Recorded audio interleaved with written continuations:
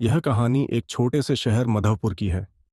एक ऐसा शहर जहां सब कुछ सामान्य सा दिखता था, लेकिन रात के समय कुछ अजीब घटनाएं घटती थीं। रात के अंधेरे में शहर के लोग कभी-कभी एक ऐसी आवाज सुनते थे जो उन्हें डर और परेशानी में डाल देती थी। लोग कहते थे, यह आवाज आज शबनम सब्ज की है। लेकिन सवाल यह था कि शबनम कौन थी, कहाँ गई थी और ये आवाजें कहाँ से आ रही थीं।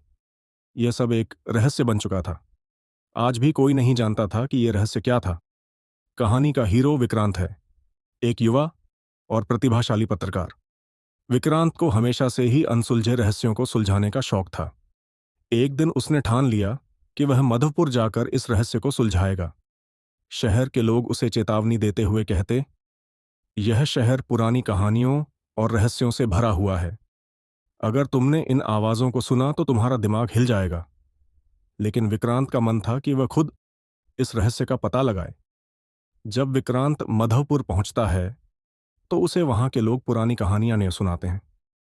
वे बताते हैं कि कुछ साल पहले शबनम, एक सुंदर और साहसी लड़की, अपनी मां के साथ मधवपुर में रहती थी।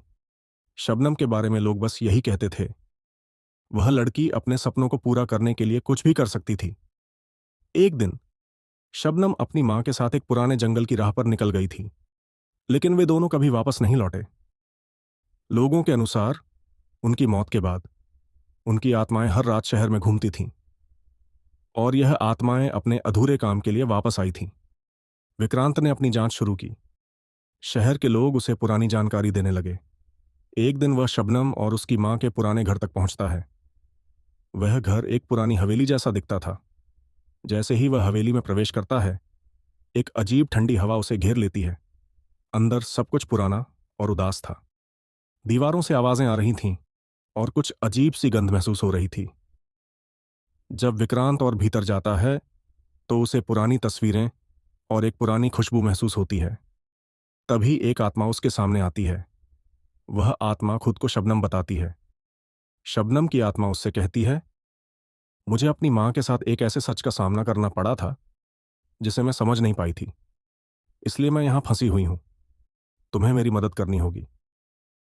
विक्रांत को समझ में आता है कि शबनम की आत्मा सच में अपने अधूरे काम को पूरा करने के लिए वापस आई है। शबनम बताती है कि उसकी मां के साथ एक भटकती हुई आत्मा थी जो उन्हें मार डालती थी। यह आत्मा एक पुराने पापी इंसान की थी जो अपनी मौत के बाद भी शहर के लोगों को डर और परेशानी में डाल रहा था।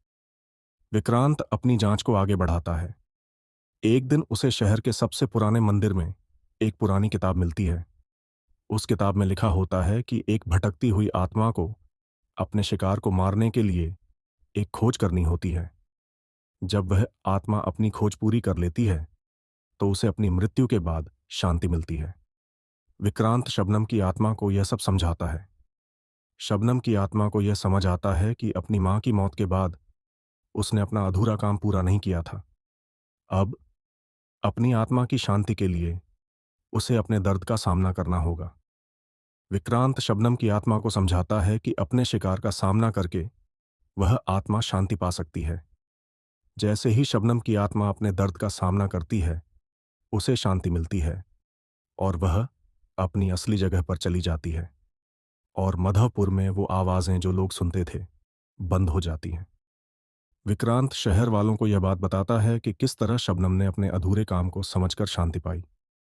शहर के लोग विक्रांत की मदद से समझ जाते हैं कि कई बार हमारे आसपास जो कुछ भी होता है वह हमेशा एक गहरी और छुपी हुई सच्चाई होती है। इस कहानी से हमें यह सीख मिलती है कि हमें अपने आसपास छुपी हुई सच्चाई को समझने के लिए अपनी सोच और डर दोनों का सामना करना पड़ता है।